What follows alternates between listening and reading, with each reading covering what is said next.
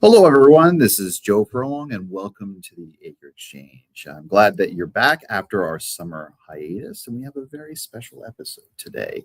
It's almost going all full circle. When our first episode of the AiCR Exchange, we actually spoke with Kelly, our lead marketing manager at the AiCR, and now we have come back to not only revisit with her, but her expanded team. So, one thing of warning, I'm running the board today. I hope I do a good job. So forgive me the sloppiness. It is what it is. So let me do this and go to the team. Let's do that one. Welcome, Kelly, Kaylin, and Liana. All right. Thank you for coming on to the show today. So there's been a lot that's happened over the last year. So Kelly, I'm going to start with you. Get the 5,000-foot view of one, how your team's expanded, and what have you been doing? Yeah, so it's crazy to think that we spoke in January, and it was just me, myself, and I, and we just had a whole bunch of ideas, Joe, right? We were ready to throw everything at the wall and see what worked and what didn't. Obviously, the biggest news is my team here, so Kaylin and Liana, who have been working with me and helping to just expand our plans and all that we've done. And yeah, high level, I mean, what we've covered this year is insane. Conferences, webinars, email campaigns, analytics, I mean, everything under the sun that you can think of. And I think the main thing too is probably surprising to you guys, some of the things that we've covered under marketing. But yeah, I'm excited that we're here, and we've learned a lot, which I'm sure we'll touch on, Joe. But yeah, it's been fun, right? I think that's the main thing. It's been great to learn things and be with a team where we have ideas. That is great. I'm excited to speak to all of you. Obviously, we're going to be going over what you've been doing in particular, and we're going to talk about this, that, and the other thing. It doesn't really much matter. But let's go around the horn and let's actually talk up to Kaylin. Tell us a little bit about what you've been doing and what you've been working on and all this other stuff. So, hi, I'm Kaylin. I do a lot of the graphic design work, and I've been pretty busy this entire year with campaigns. It's a lot of campaigns, a lot of movement, a lot of trying to put our brand out there and growing the brand. Since the 1-year anniversary is coming up, that's one thing I've been working on, and we've all kind of been in the loop of and talking about. But yeah, that's my biggest kind of what I'm focused on is the 1-year AiCR coming up next month.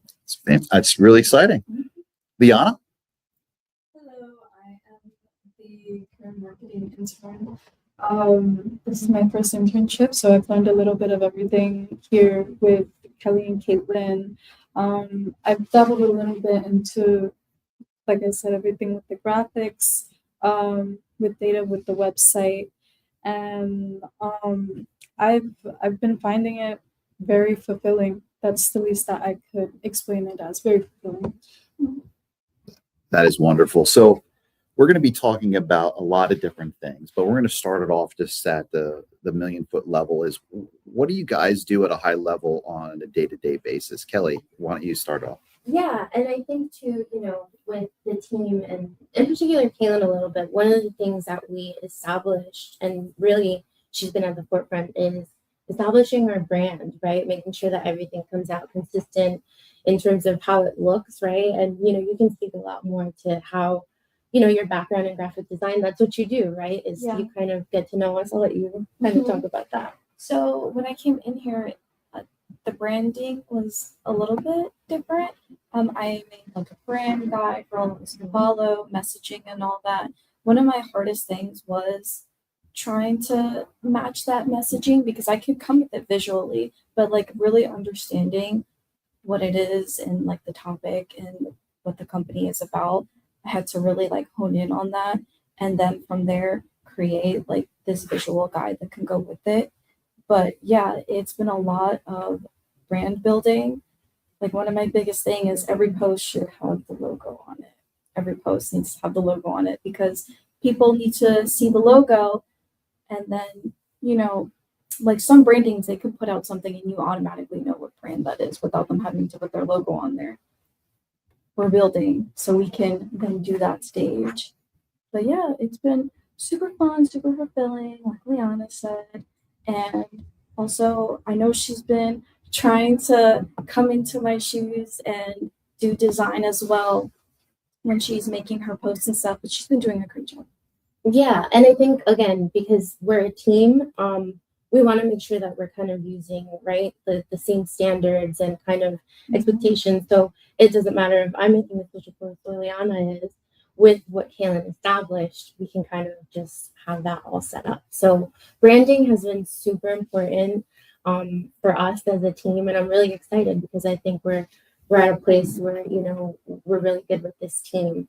But other stuff, I mean, one thing that I can say this year that has been a lot for me in terms of just like new is the websites. And I'm sure you guys feel that way as well, as actually building these pages and, conceptualizing them, using the editor to kind of, and I'm sure you guys, the editor, all of that, is stuff that maybe Joe, maybe you didn't even know that we do is build out these pages, right?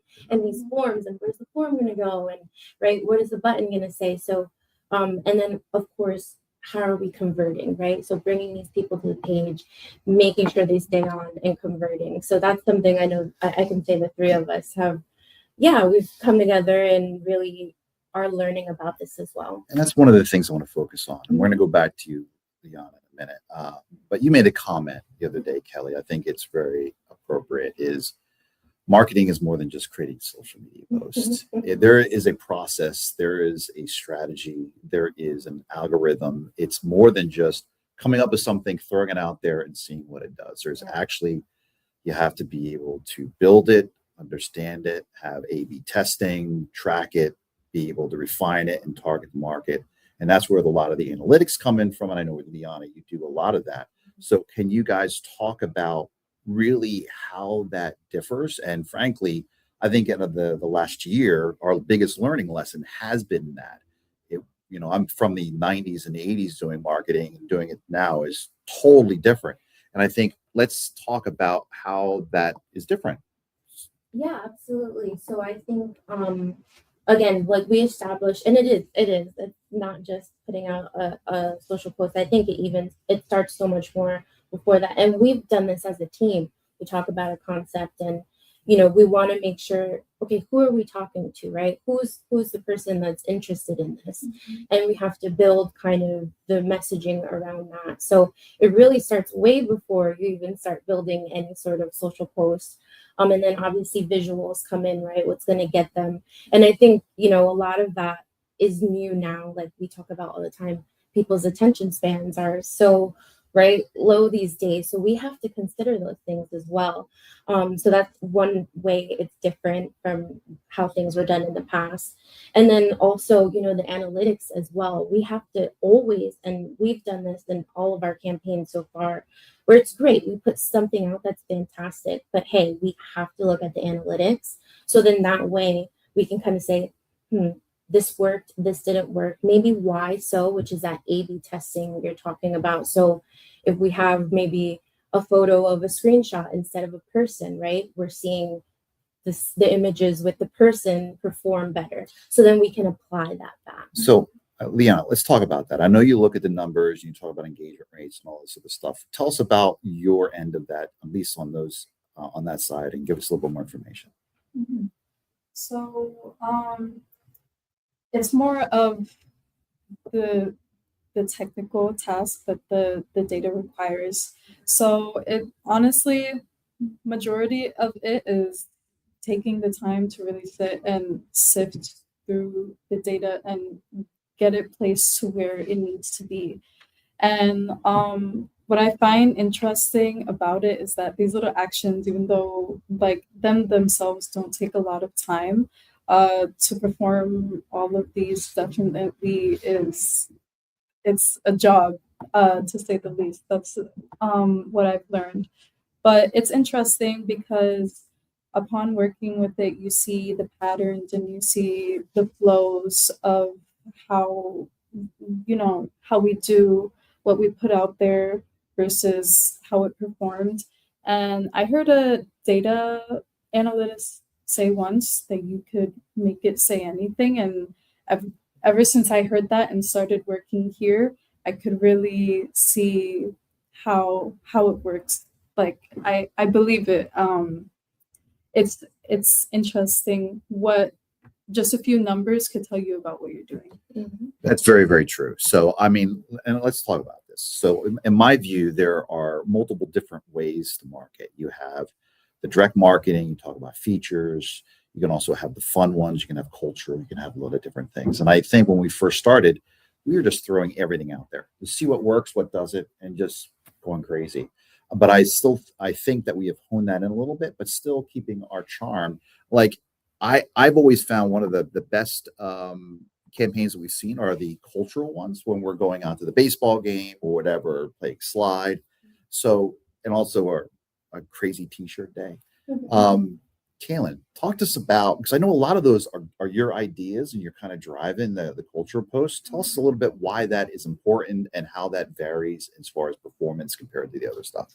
Yeah, so the thing is, when people are scrolling on social media has such a stigma of like things are fake, people are acting. But when people are on places like Den, and they're seeing people who are actually working jobs, doing the job out together, going to baseball games, whatever the case may be, doing the fun things, they look at that and they go, be part of that. I want to do that too. So they see that there's like an authenticity behind it, that there's real people behind it. They start recognizing faces and they start to almost then follow that journey because now it's familiar to them. They know that it's real, they know that it's authentic. So people gravitate towards people just being people, basically. So are you seeing those being more successful than our other stuff, or are they about the same? Can you talk about that? The culture posts definitely do, I think, the greatest among our stuff. Because people like seeing people. Like they're like, oh my god, that I work with this person and look at them in this photo, like they look so funny. Or I remember I was doing an edit for the bowling night and I just have like a whole bunch of videos and I'm editing this video and it's Jeff like bowling and he completely misses and it's so funny just to watch that because it's like Yeah. All right, here's the biggest question. Let me make sure I hit the right button here. Who came up with what's on your desk campaign? Oh, that's a great question. Was it me? Or was it you? No, it was you. I would say I would credit Kelly for the idea of what's on your desk.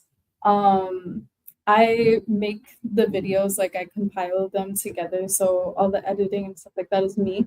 But before, I would definitely give her credit because before I put it out, we had a thorough conversation about how we wanted the videos to look like and the vibe that we wanted to bring to the page with those videos. So yeah, I run by her pretty much everything. I try to experiment with the videos, Yeah. and currently am as well. I just want to say thank you, but yeah, I gotta give you the credit of the editing though. The little pop-ups, the little like music. I mean, that's all you. You know, that is all you because and that's part of the charm, right? It's like, yeah, we could post a video of just someone saying, this is on my desk, but you make it interactive, you make it fun, and you make the person want to continue watching the video, which that's we have to marry the ideas of like, yeah, engagement, but like fun too. So it's awesome. That is very true. So talk about what's the process from, hey, I have an idea to actually fulfilling it. Kelly? Yeah, I mean, so again, it always starts with like a conversation. For us, we don't need to be, truly subject matter experts, but we need to have our questions answered, right? Like I was saying before, who's this for? Like, and what's kind of the goal here? And then pretty much, yeah, I mean, I think also too, Kaylin, has established this really nice process of where we kind of we'll create almost like a whiteboard. So we'll throw stuff up there like taglines and what works and what doesn't, and then we'll kind of choose right the ones that work and what don't. And then we just kind of go into the fun stuff, which is kind of creating the content and all of that. And then, we'll either do, the emails, socials, campaigns, and then of course we end it with our monitoring and reporting, and then we kind of have our meeting again. That's the short of it, Joe. But yeah, it's nice to have a little process in place too. What I found amazing when we first launched a little more than a year ago, yearish, so far. I mean, we had AiCR.io, and you would look at the analytics, and we had like 40 people go in a month, and that was it. Yeah. And I looked at it last month, and we have thousands of people, new users, going to AiCR.io, which is really an incredible feat for just doing what we're doing. So my question to you guys is, what do you feel has been the biggest driver to the branding of and the success that AiCR has seen so far to this day? What is the biggest contributor? I guess the AiCR Exchange. I know this has been helping out a lot, bring people to the website and stuff, but not even just that. We've been doing so many campaigns and marketing to always send people back to the website. So it's been a lot on just us creating as well. Yeah. Yeah, I agree with that. I think with our process, we double down on everything that we do. So if we put something out, like we put in a lot of work to finalize any post that gets put up. Like it gets thoroughly reviewed. So yeah, I would add to that. Like the exchange is great, and then we try so many things with each thing that they want to try, if that makes sense. So yeah, we do a lot. Yeah, I would say the AiCR Exchange too. I mean, it's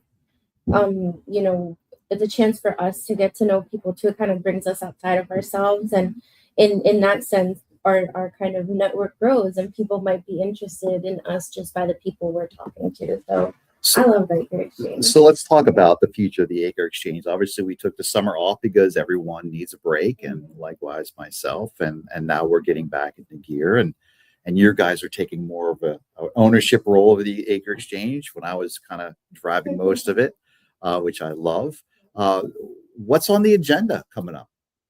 Yeah, so I mean, we're trying to just make the AiCR Exchange a conversation. It doesn't, and we did kind of talk about work. We're not going to finish with talking about work. We just want to make it fun.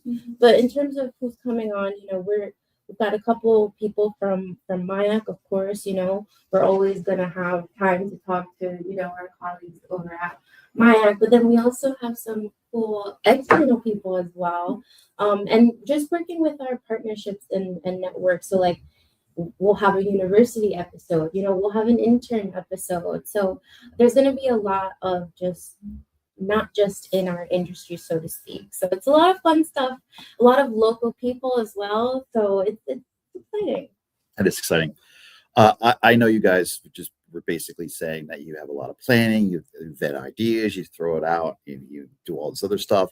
Now, me, on the other hand, I fly by the seat of my pants, as everyone can see in my LinkedIn, where I throw out really weird stuff. Like now, my latest AI videos of just truly making fun of myself, moreover, just to have, frankly, fun. Yeah. And I think that combination of nonsense, which I would classify that it is, but fun, to serious stuff, the thought leadership, to talking about the brand, talking about the features and why people need it, is a very good combination. One of the things I've always told you when we first started, we cannot lose the whimsical nature of it. And I'm going to tell you, I think we need to go back to that a little bit. So, what do you have planned in the future for us to have a little bit more fun, not be so stale on some of the campaigns we're doing? I know. Well, I need you guys to remind me, a whimsy reminder. Yeah, every month or so, or that. I know, it's awesome to have this opportunity because, I mean, especially you guys, more than me, sometimes pop culture. But I'll let you, if you guys have any ideas. Well, spooky season's coming, October's coming, so we need to do another costume contest. Of course, we need to do that. Judge Judy, did you win last year? Yeah. Our winner last year. I was disappointed I didn't win last year. I have an idea that I think I may win, but anyway, Okay, so it's official. You heard it here first. there it is. Halloween party. coming up. Halloween party. What else? Yeah, I mean, in terms of culture, guys. Oh my gosh. I think one of them could be we're trying to get everybody like on what's on your desk. Yeah. Just going around the office, and it is a bit of it could be a task to manage the courage to get up and like bother people like, hey, can I steal 2 minutes of your time just to be on camera for a second? But so far those have been pretty fun. And most people like it turns out to be an enjoyable experience. It's not just us, making up a conversation Right. on the spot. It's something that we do and enjoy together. And it's gotten to the point where other people have even seen it and are like, when's mine? So that could be another thing. We'll keep that going for sure. I love it. That is always the hard thing. A lot of people, when they're thinking about marketing, that they're going to get embarrassed or they're going to say something silly or whatever, that we're out to get them. And it's exactly the opposite. Trying to get people just to relax and to be themselves is the natural thing. And sometimes it's hard to convince people to do that. And they realize it after the fact. It's like we prep them, so just relax, be yourself. And they're all like this, and then at the end of it, I'm like, oh, now I know what you're talking about. I know that's a hard thing to do. It's a hard thing to overcome. But what do you think is the best strategy of being able to get people more natural? Because what we want to do is get people in their natural state. We don't want canned stuff. We want just real. That's what we want. Yeah, absolutely. I think, just getting to know them, on a human level, right? Just outside of work and outside of what we're doing, like what are you up to? I think that kind of brings people to a more comfortable level. So, for example, like our guests, that's always what we say, like, it's just a conversation. And I think that, you do that as well with the what's on your desk. Like it's just show us where you hang out every day at work, right? It's as simple as that. So yeah, I think that's a good strategy. All right, here's the biggest question. Without spilling the beans, and girls can say it or Kelly can start, whatever. What's coming up in the future? What are we looking about doing? Yeah, so I know we're looking a lot at 2027, conferences, definitely. We're planning out, our campaigns for 2027 and kind of how we want to structure those a little bit differently than we did this year. But, a lot of, can talk a little more about videos if you'd like. Yeah, it's definitely more strategic. We're trying to plan it out, especially with how the usual schedule goes for like the year, and strategically placing these campaigns so that when you guys do go to a conference, it's a conversation to be had. And well, this is what we're doing right now, and it has exactly to what this is about. So it all kind of meshes together great.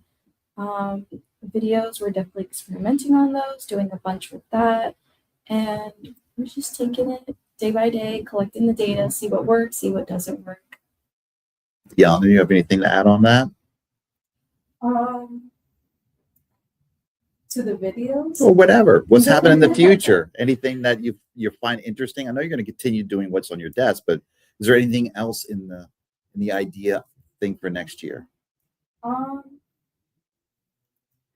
Ideas to publish, to share. Yeah, like the exchange where kind of you're taking a bigger role in production.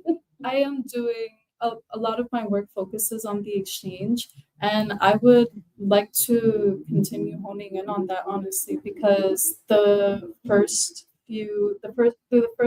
11 episodes I think they were great. Some of them were really experimental and really showed how we could be directly bringing the more community together and bringing more audience in.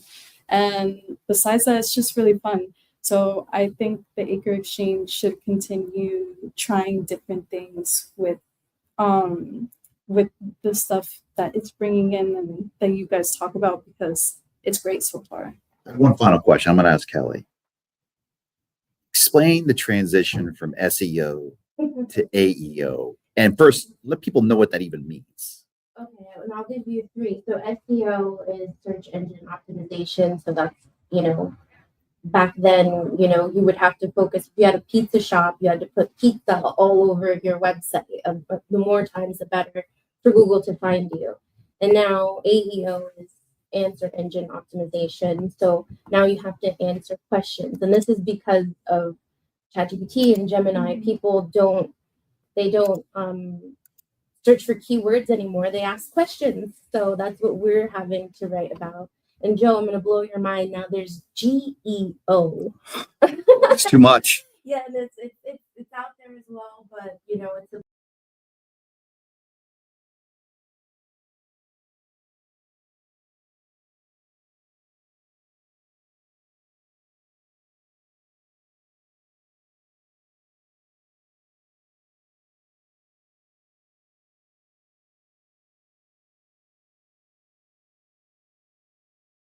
There's always a challenge. Always a challenge. Give me 1 second. Yeah, what is G? What is that? it's geography. So you kind of have to, again, tailor your stuff to kind of where you are. So like US, UK, all of okay. that. Yeah.